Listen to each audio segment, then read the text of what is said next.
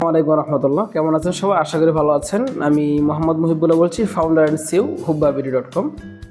আমি আজকে আমাদের অডিয়েন্সদের উদ্দেশ্য করে কিছু কথা বলতে চাই। সেটা হচ্ছে, দেখেন, আল্লাহ তাআলা বলছেন যে আল্লাহ তাআলা প্রত্যেকের দায়িত্ব সম্পর্কে জিজ্ঞাসাবাদ করবেন। এখন আমরা আসলে যারা বাবা মা আছি বা আমাদের বাবা মারা অনেকে আছেন যারা আসলে সেই জিনিসটা অনুভব করেন না। তারা মনে করেন যে একটা সময় পর্যন্ত আমরা কষ্ট করব বা সন্তানকে মানুষ করব, ঠিক আছে, শেষ বয়সে গিয়ে আমরা সন্তানকে খাটাবো ওইভাবে, মানে যতটা মানুষ ইচ্ছা তাদের উপর দিয়ে আমরা রিল্যাক্সে থাকবো। এখন আরেকটা এই জায়গাটা একটা কমন প্রবলেম হয়, যেমন ওই সময়টাতে গিয়ে বা আমার যখন চায় যে তারা একটা রিল্যাক্সে থাকবে, তারা একটু ভালোভাবে জীবনযাপন করবে বা সন্তানদের উপর সমস্ত দায়িত্ব দিয়ে, সেই সময়টাতে আসলে ঝামেলা বেঁধে যায়। সেই সময়টাতে আমাদের অনেক সন্তানরা ঠিক বাবা মাকে ওইরকম কেয়ার করতে পারেন না। সেটা হয়তো আর্থিক অসচ্ছলতার কারণে কিংবা মানসিক দৈন্যতার কারণে বা অনেক সমস্যা হয়।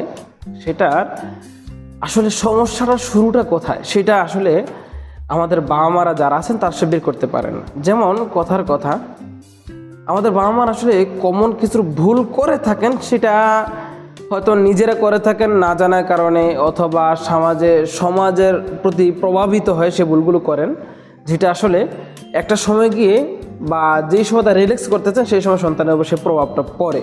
যেমন আমাদের বাবা মা একটা প্রবলেম বলি বা একটাই বলি আজকে, সেটা হচ্ছে আমাদের বাবা মা আমাদেরকে আসলে ছোটোবেলা থেকে টাকার কাছেও ঘেঁষতে দেন না। ছোটোবেলা যেমন কথা আমার বাবা মার যখন বয়স বা আমাদের বাবা মাদের যখন বয়স একটা পর্যন্ত থাকে, যখন আমরা যখন ছোটো থাকি তখন আমাদের বয়স হয়তো 20 বা 25 বছর থাকে, তখন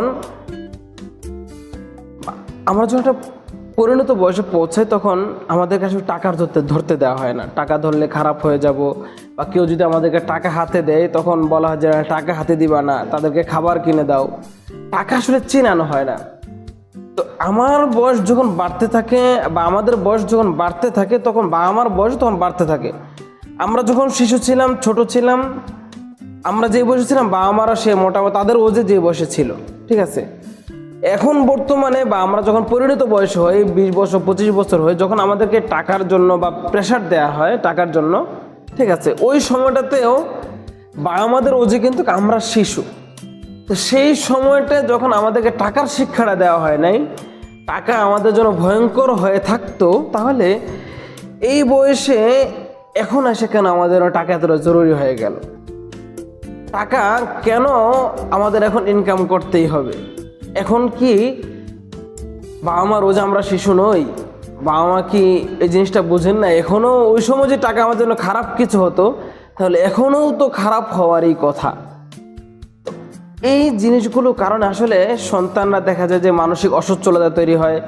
আবার অনেক সময় বাবা মারা যেমন সন্তানদের লালন পালন না করার কারণে তারা ছোটোবেলা থেকে মানসিক বিপর্যস্ত হয়ে যায়, তারা বড় হতে থাকে, তখন তারা একটা ট্র্যাজেডি ফিল করে।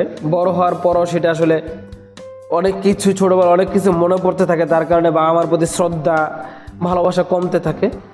এই জায়গাটা থেকে আমরা আসলে বের হয়ে আসা উচিত। এখন বের হয়ে আসার আসলে পথ কি? পথটা হলো আপনি আমি বা আমাদের এই জেনারেশন এসে আমাদের পূর্ববর্তী জেনারেশন যারা ছিল তাদের কাছে পরিবর্তন করা আমাদের জন্য সম্ভব না।